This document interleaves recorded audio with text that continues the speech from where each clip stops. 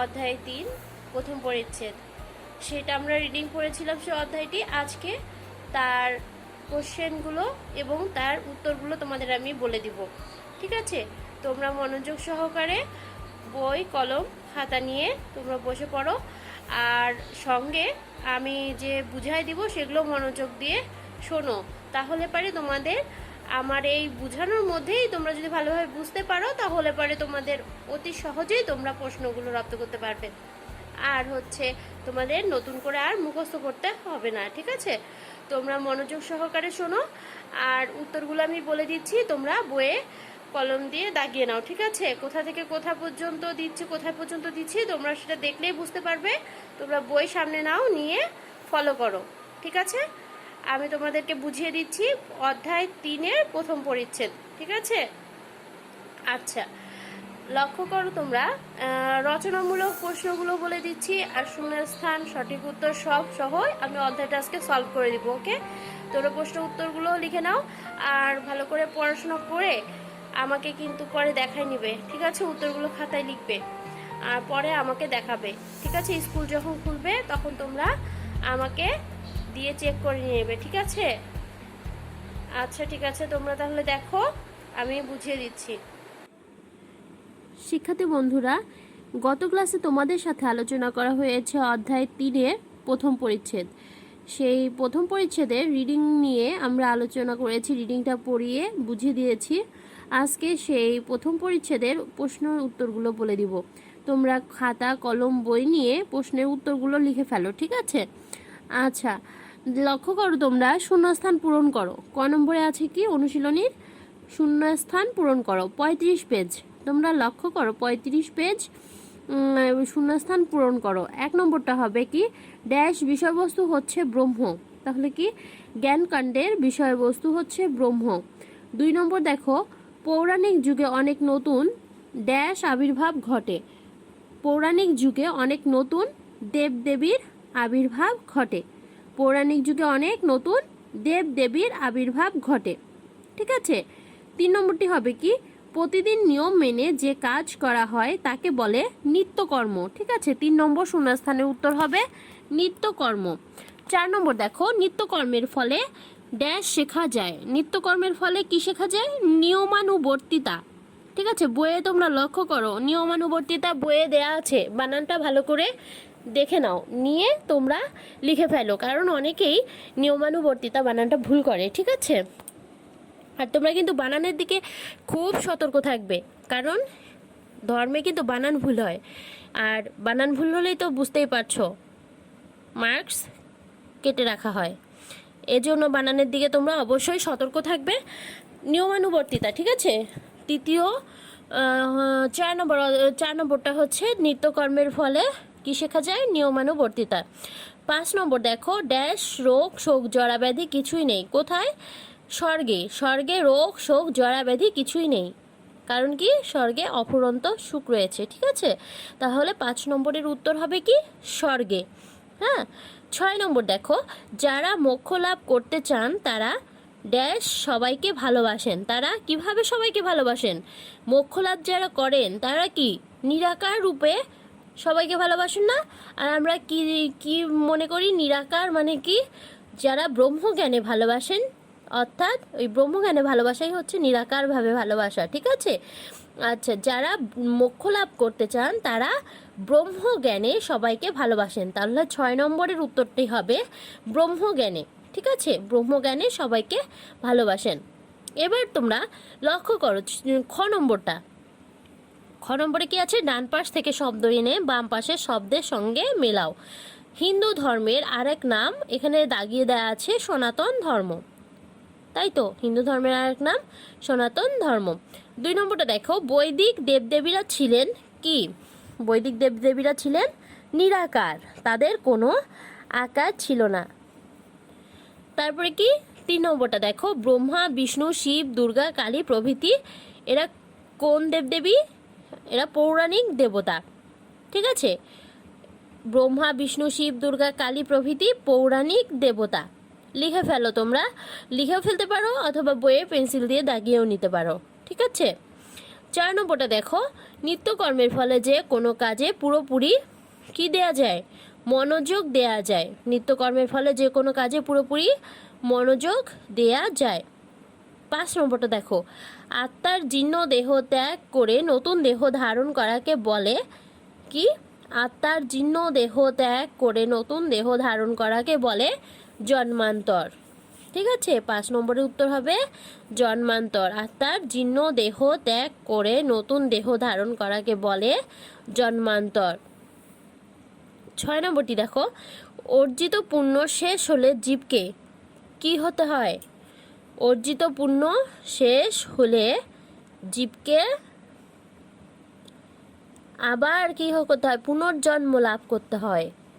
পুণ্য শেষ হওয়ার পর সেই জীবকে আবার এই সংসারে ফিরে আসতে হয়। ঠিক আছে, এই সংসারে ফিরে আসতে হলে তাকে আবার কি করতে হবে? পুনর্জন্ম লাভ করতে হবে, মানে পুনরায় জন্মগ্রহণ করতে হবে। ঠিক আছে, এরপরে 7 নম্বর দেখো, জন্ম মৃত্যুর আবর্ত থেকে মুক্তি পেয়ে জীব পরম ব্রহ্মে লীন, উত্তরটি হবে লীন হয়। এরপর দেখো গ নম্বর, সঠিক উত্তরটির পাশে টিক চিহ্ন দাও। তাহলে আমরা এর আগেই পড়ে এসেছি কি, শয়ের স্থলে হ উচ্চারণ করত কারা? শয়ের স্থলে হয়ের উচ্চারণ করতেন কারা? পারসিকরা, তাই তো? পারস্যে যারা বসবাস করতো তাদেরকে কি বলা হয়? পারসিক। এই পারসিকরা দন্তস্বয়ের স্থলে হ উচ্চারণ করত। তারপর 2 নম্বর দেখো, আত্মারূপে সকল জীবের মধ্যে কে বিরাজ করেন? আত্মারূপে ব্রহ্ম।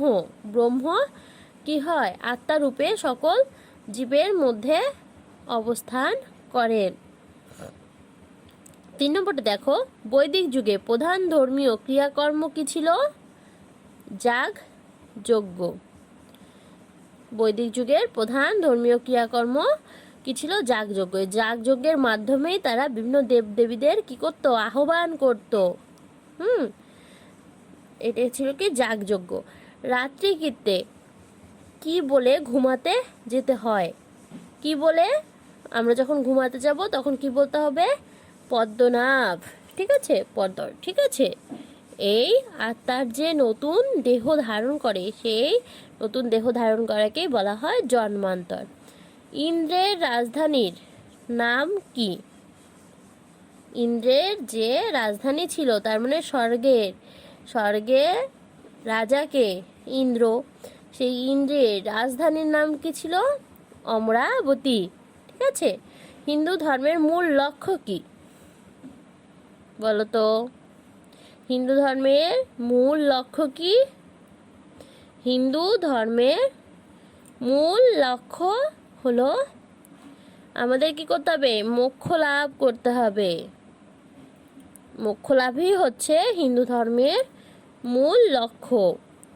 আমাদের কি মোক্ষ লাভ করতে হবে। আমরা যদি মোক্ষ লাভ করি তাহলে আমরা আর এই পুনর্জন্মের আর ফিরে আসবো না, পুনর্জন্ম হবে না আমাদের আর, আমরা পরম ব্রহ্মে লীন হয়ে যাব। ঠিক আছে, এটাই হচ্ছে কি? মোক্ষ লাভ। আর তোমাদের তো এই প্রশ্নগুলো আগেই হোমওয়ার্ক দিয়েছিলাম। সনাতন শব্দের অর্থ কি? 4 জন বৈদিক দেবতার নাম, নিত্যকর্ম কয় প্রকার ও কি কি, জন্মান্তর কাকে বলে, ভালো কাজ কি, তার ফলে কি হয়, মোক্ষ কাকে বলে, এগুলো তো তোমাদের হলো গত ক্লাসেই আমি এগুলো হোমওয়ার্ক দিয়েছিলাম। আজকে তোমাদেরকে এই যে বড় প্রশ্নের উত্তরগুলো আমি বলে দিব, তোমরা এটা নিজেরাই একটু পড়ে নিবে। ঠিক আছে, এবং পরে কিন্তু আমাকে লিখে ক্লাসে চেক করে নিবে আমাকে দিয়ে, যে আমি দেখব যে ঠিক মতো লিখতে পেরেছো কিনা। ঠিক আছে, আচ্ছা তোমরা লক্ষ্য করো এখানে 1 নম্বর কি বলেছে? হিন্দু ধর্মের সংক্ষিপ্ত বর্ণনা দাও। তাহলে হিন্দু ধর্মের সংক্ষিপ্ত বর্ণনা দাও বলছে। আমি এর আগে কিন্তু ক্লাসে এটা আমি আলোচনা করেছিলাম মনে হয় তোমাদের সাথে। হিন্দু ধর্মের আমি উত্তর কিন্তু বলে দিচ্ছি। দেখো সেকেন্ড প্যারা, দেখো 31 পেজ, হ্যাঁ 31 পৃষ্ঠা, সেকেন্ড যে এখানে আছে কি, এই হিন্দু ধর্মের প্রাচীন নাম হচ্ছে সনাতন ধর্ম। ঠিক আছে, এখান থেকে শুরু হবে প্রশ্নের উত্তর। হিন্দু ধর্মের প্রাচীন নাম সনাতন ধর্ম। সনাতন শব্দের অর্থ হচ্ছে চিরন্তন, চিরস্থায়ী, নিত্য, যা ছিল, আছে ও থাকবে, তাই সনাতন। কতিপয় চিরন্তন ভাবনা চিন্তার ওপর ভিত্তি করে এ ধর্মের উৎপত্তি। তাছাড়া হিন্দু ধর্ম নির্দিষ্ট কোনো সময়ে একক কারো দ্বারা প্রবর্তিত নয়। একজনই কিন্তু এই হিন্দু ধর্মের সৃষ্টি করেনি, বিভিন্ন মুনি ঋষিদের চিন্তা ভাবনার কিন্তু সমন্বিত ফলটাই হচ্ছে এই হিন্দু ধর্ম। আর এই যে কালের পরিবর্তনের সঙ্গে সঙ্গে কি হয়, এর আচার আচরণগত অনেক পরিবর্তন হয়, ঠিক আছে। তবে মৌলিক তত্ত্বের কোনো পরিবর্তন হয়নি। এই অর্থে এ ধর্মকে সনাতন ধর্ম বলা হয়। সুতরাং সনাতন ধর্মেরই আর এক নাম হলো হিন্দু ধর্ম। এতটুকু দিলেই হবে, অত বেশি লিখতে হবে না, এই প্যারাটা দিলেই হবে। অর্থাৎ হিন্দু ধর্মের প্রাচীন নাম সনাতন ধর্ম, এখান থেকে একদম এই প্যারাটা শেষে ধর্মেরই হিন্দু, সুতরাং সনাতন ধর্মেরই আর এক নাম হিন্দু ধর্ম। এ পর্যন্ত দিলেই 1 নম্বর প্রশ্ন BQ 1 হয়ে যাবে, ঠিক আছে। বড় প্রশ্ন 1। এরপরে বলেছে কি 2 নম্বরটা, বেদের কয়টি কাণ্ড? আমরা কয়টি কাণ্ড জানি? বেদের 2টি, একটা জ্ঞানকাণ্ড আর একটা কি কর্মকাণ্ড। এই জ্ঞানকাণ্ড কি আর কর্মকাণ্ড কি, এই জ্ঞানকাণ্ডের মধ্যে কি বিষয়টি থাকে আর কর্মকাণ্ডে কি বিষয়টি থাকে, এতটুকু লিখলেই এ প্রশ্নের উত্তর হয়ে যাবে। যেমন এখানে দেখো, এখানে বলে দিয়েছে যে আমরা জানি বেদ কয়টি, কয় প্রকার? 2 প্রকার। এই যে হিন্দু ধর্মকে এইটুকু দিতে পারি যে হিন্দু ধর্মকে বৈদিক ধর্মও বলা হয়, কারণ বেদ হচ্ছে হিন্দু ধর্মের মূল ভিত্তি। এটুকু দিবে, এখান থেকে শুরু হবে 2 নম্বর প্রশ্নের উত্তর। এই বেদের 2টি অংশ, প্রত্যেক অংশকে বলা হয় কাণ্ড। যদি প্রথম লাইনটা নাও দাও তাহলে পরে এখান থেকে তোমরা দিতে পারো যে বেদের 2টি অংশ, প্রত্যেক অংশকেই বলা হয় কাণ্ড। বেদ 2টি অংশে বা 2টি কাণ্ডে বিভক্ত, যথা জ্ঞানকাণ্ড ও কর্মকাণ্ড। জ্ঞানকাণ্ডের বিষয়বস্তু হচ্ছে, এখানে জ্ঞানকাণ্ড দিয়ে একটা ক্লোন দেওয়ার পরে লিখলে যে জ্ঞানকাণ্ডের বিষয়বস্তু হচ্ছে ব্রহ্ম সম্পর্কে জ্ঞান। ব্রহ্ম হচ্ছে নিরাকার, আবার আত্মারূপে তিনি সকল জীবের মধ্যে বিরাজমান। এটা শেষ জ্ঞানকাণ্ড। কর্মকাণ্ড লিখে একটা ক্লোন দেওয়ার পরে লিখবে কর্মকাণ্ডে আছে বিভিন্ন যাগযজ্ঞের কথা। বৈদিক যুগে প্রধান ধর্মীয় ক্রিয়াকর্মই ছিল যাগযজ্ঞ। বিভিন্ন উদ্দেশ্যে যাগযজ্ঞ করা হতো। ব্রহ্মের বিভিন্ন শক্তিকে লক্ষ্য করে মুনি ঋষিরা বিভিন্ন দেবদেবীর কল্পনা করেছিলেন, আর এই দেবদেবীদের আহ্বান করা হতো কিসের মাধ্যমে? যাগযজ্ঞের মাধ্যমে। এতটুকু দিলেই হবে যে এই বিভিন্ন দেবদেবীদের আহ্বান করা হতো এই যাগযজ্ঞের মাধ্যমে। এতটুকু দিলেই হবে, ঠিক আছে। আর অতিরিক্ত কিছু লিখতে হবে না, এখানকার প্রশ্ন এতটুকুই। এরপরে দেখো 3 নম্বর, পৌরাণিক যুগের হিন্দু ধর্ম সম্পর্কে বর্ণনা দাও। এখানে পৌরাণিক যুগে যে এখানে যে একটা শুরু হলো কেবল, দেখো এই যে বৈদিক যুগের পরে আসে কি কোন যুগ? পৌরাণিক যুগ। এ সময় মানুষ যাগযজ্ঞের পরিমাণ কমিয়ে দিয়ে, এখানে 32 পেজে লক্ষ্য করো তোমরা, বৈদিক যুগের পরে আসে পৌরাণিক যুগ। এ সময় মানুষ যাগযজ্ঞের পরিমাণ কমিয়ে দিয়ে পূজা পার্বণ করতে থাকে। তখন অনেক নতুন দেবদেবীর আবির্ভাব ঘটে, যেমন ব্রহ্মা, দুর্গা, কালী, কার্তিক, গণেশ, লক্ষ্মী, সরস্বতী প্রভৃতি। বিভিন্ন পুরাণে এদের বর্ণনা আছে। সেই অনুযায়ী এদের মূর্তি তৈরি করে পূজা করা হয়। পূজার মধ্য দিয়ে এদের কাছে জীবনে সুখ, শান্তি, সমৃদ্ধি ইত্যাদি কামনা করা হয়। এতটুকু দিলেই পৌরাণিক যুগ শেষ, ঠিক আছে। এটা হবে কয় নম্বর প্রশ্নের উত্তর? যে পৌরাণিক যুগের এই প্রশ্নটার উত্তর হবে এটা, ঠিক আছে। 3 নম্বর, পৌরাণিক যুগের হিন্দু ধর্ম সম্পর্কে বর্ণনা দাও, শেষ। ওই প্যারাটা দিলে পারে পৌরাণিক যুগে হিন্দু ধর্ম সম্পর্কে বর্ণনা দাও, এটা উত্তর হয়ে যাবে। 4 নম্বর দেখো, নিত্যকর্ম কি? এটা তো আমরা জানি, সংজ্ঞাটা প্রথমে দিতে হবে। নিত্যকর্ম বলতে কি বোঝো? আর এর মধ্যে থেকে তোমাদের যে 3টা সহজ লাগে নিত্যকর্মের, সেই 3টার বর্ণনা দিলেই হয়ে যাবে এই প্রশ্নের উত্তর। যেমন কি নিত্যকর্ম ধর্মচর্চার একটি অঙ্গ। ধর্মচর্চা করতে গেলে শরীর ও মন কি থাকতে হয়? সুস্থ থাকতে হয়। নিত্যকর্মের ফলে শরীর ও মন সুস্থ থাকে। এজন্য প্রতিদিন নিয়ম মেনে কিছু কর্ম করতে হয়, তাকেই বলে নিত্যকর্ম। নিত্যকর্ম 6 প্রকার, যথা প্রাতকৃত্য, পূর্বাহ্নকৃত্য, মধ্যাহ্নকৃত্য, অপরাহ্নকৃত্য, সায়াহ্নকৃত্য ও রাত্রিকৃত্য। এর মধ্য থেকে এটা তোমরা কিন্তু তার সাথে অ্যাড করবে যে এর মধ্যে 3টি নিত্যকর্মের বর্ণনা নিম্নে দেয়া হলো। ঠিক আছে, প্রথমে নিত্যকর্ম কি এটা দিতে হবে। প্রথমে নিত্যকর্ম মানে প্রশ্নটা যেন সুন্দর হয়, এজন্য তৈরি করে নিবে যে নিত্যকর্ম কি বলেছে, নিত্যকর্ম কি দিবে, নিত্যকর্ম কত প্রকার কি কি এটাও দিবে। দেওয়ার পরে যে কোনো 3টি নিত্যকর্মের বর্ণনা দাও বলছে, এটা লিখবে যে নিম্নে 3টি নিত্যকর্মের বর্ণনা দেয়া হলো। দিয়ে যে তিনটা তোমাদের বেশি সহজ লাগে সেই 3টা নিত্যকর্মের বর্ণনা দিবে। ওকে, তাহলে এই প্রশ্নটার উত্তর শেষ হয়ে যাবে। তারপর কি, জন্মান্তর কাকে বলে? জন্মান্তর কি, জন্মান্তরের সংজ্ঞাটা দিতে হবে। জন্মান্তর অর্থ কি, আমরা কি বুঝি? জন্মান্তর বলতে আমরা কি বুঝি? যে মানুষ যেমন কি হয়, এখান থেকে তোমরা 34 পেজ লক্ষ্য করো। 34 পেজে জন্মান্তর কি, জন্মান্তরের সংক্ষেপে বর্ণনা দাও, এটার বর্ণনা আছে। যেমন কি, মানুষ যেমন জীর্ণ বস্ত্র পরিত্যাগ করে নতুন বস্ত্র, এখান থেকে কিন্তু শুরু হবে, এই অর্থাৎটা কেটে যাবে। ঠিক আছে, এখানে তোমরা লক্ষ্য করো 34 পেজ। মানুষ যেমন জীর্ণ বস্ত্র পরিত্যাগ করে নতুন বস্ত্র পরিধান করে, আত্মাও তেমনি জীর্ণ শরীর ত্যাগ করে নতুন শরীর ধারণ করে। আত্মার এই নতুন শরীর ধারণ করাকেই বলে জন্মান্তর। আমরা যেমন এই পুরানা বস্ত্র ত্যাগ করে কি করি, নতুন জামা কাপড় পরি, তেমনি আমাদের আত্মাও কিন্তু নতুন দেহ ধারণ করার জন্যই আমাদের যে পুরাতন দেহ আছে সেই পুরাতন দেহকে ত্যাগ করে কি করে, নতুন দেহ ধারণ করে। এই যে নতুন দেহ যে ধারণ করে সেটাই হচ্ছে মূলত জন্মান্তর। ঠিক আছে, অর্থাৎ মুক্তি না হওয়া পর্যন্ত এই জীবাত্মা পুনঃ জন্মগ্রহণ করে। যতক্ষণ না, ওই যে বললাম যে মোক্ষ লাভ করে কি হয়, পরম ব্রহ্মে লীন হয়ে যায়, যতক্ষণ পর্যন্ত আমরা মুক্তি পাবো না ততক্ষণ পর্যন্ত আমাদের কর্মফল অনুযায়ী আমরা কি করব, পৃথিবীতে বারবার জন্মগ্রহণ করব, বারবার ফিরে আসব।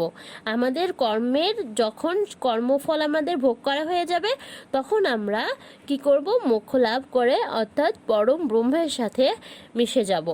এইটাই মূলত হিন্দু ধর্মের মূল লক্ষ্য। ঠিক আছে, এই মোক্ষ লাভ করাটাই হলো হিন্দু ধর্মের মূল লক্ষ্য।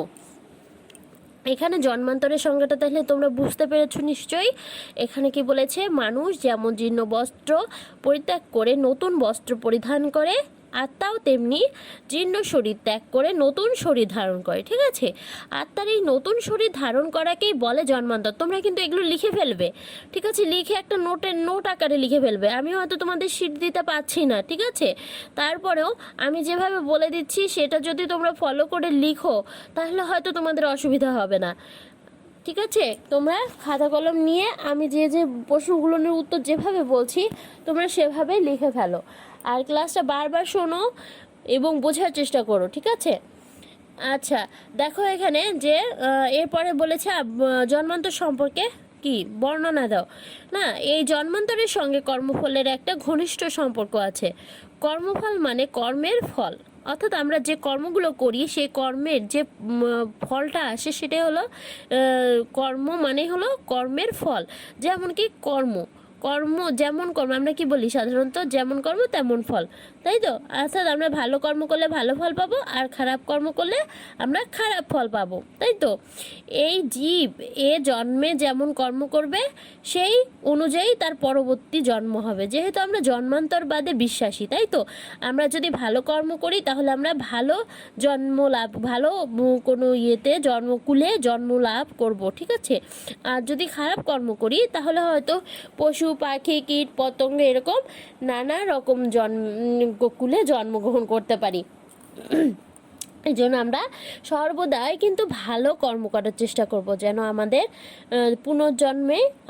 পুনরায় যখন আমরা জন্মগ্রহণ করব যেন আমরা ভালো কোনো জন্মগ্রহণ করতে পারি।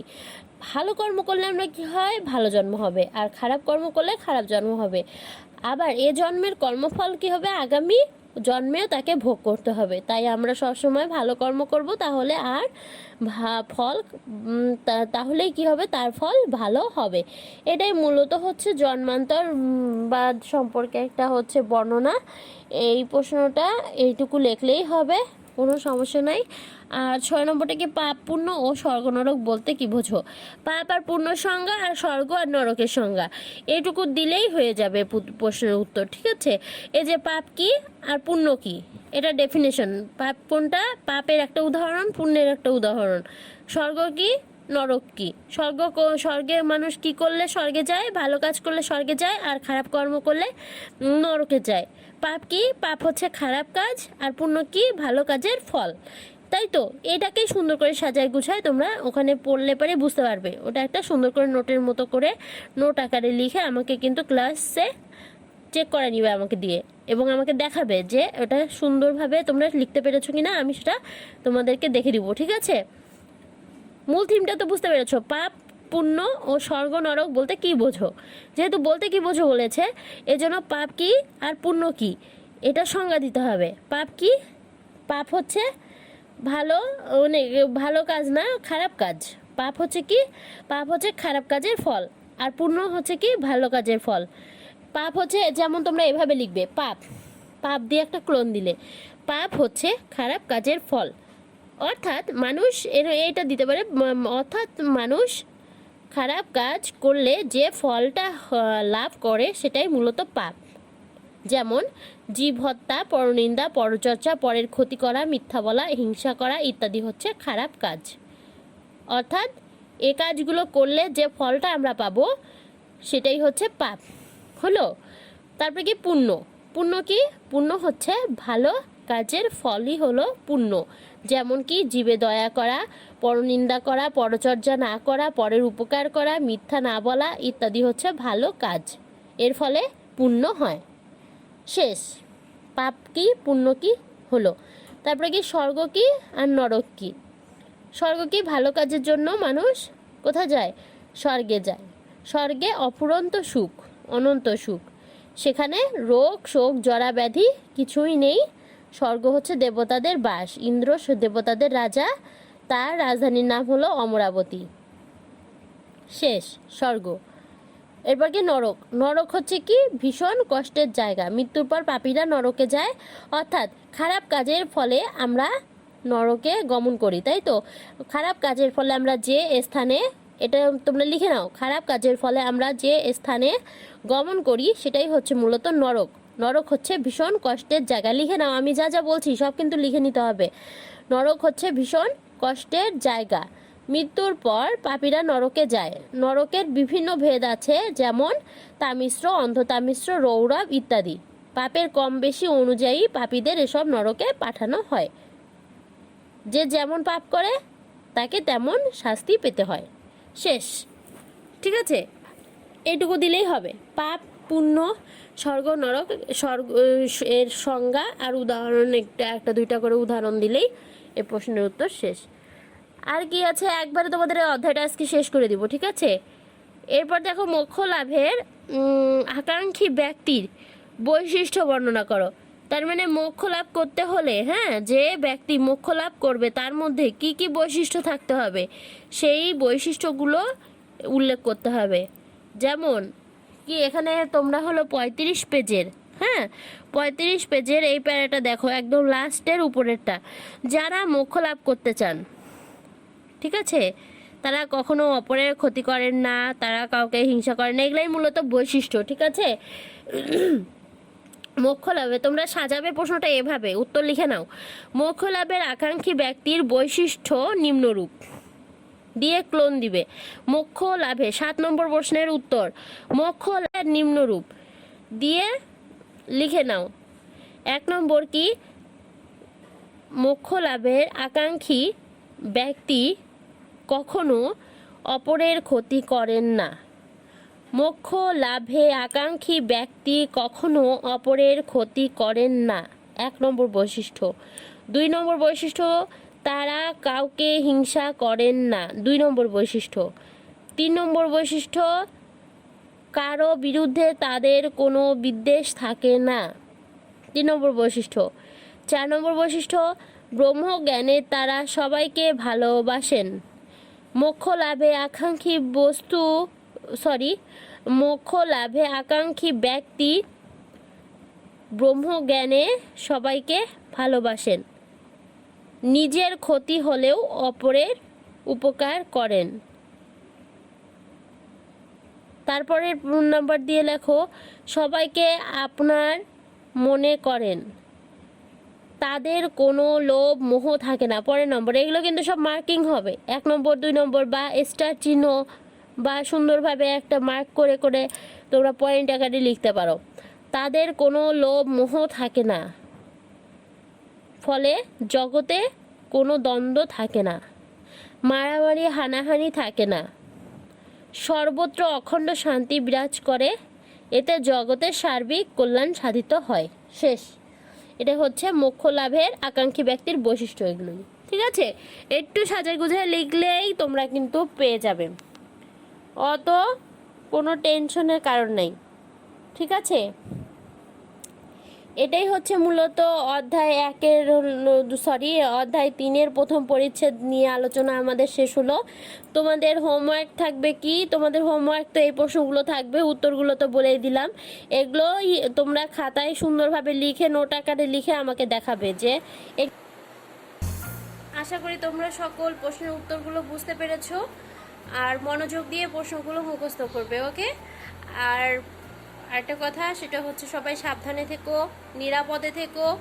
আর তোমাদের এরপরে আমি আলোচনা করব দ্বিতীয় পরিচ্ছেদ নিয়ে। হ্যাঁ, তারপরে প্রথম দিন হচ্ছে রিডিংগুলো পড়ে বুঝিয়ে দিব, তারপর প্রশ্ন উত্তরগুলো ঠিক এই প্রথম পরিচ্ছেদে যেভাবে দিয়েছি ঠিক সেভাবেই। ওকে, আজ তোমরা ভালো থেকো, আবার তোমাদের সাথে দেখা হবে পরবর্তী ক্লাসে। সে পর্যন্ত সবাই সুস্থ থেকো, ভালো থেকো, নিরাপদে থেকো। আর আমার জন্য প্রে করো, সবার জন্য প্রে করো। তোমরা ভালো থাকলেই আমি ভালো থাকবো। ঠিক আছে, বাই।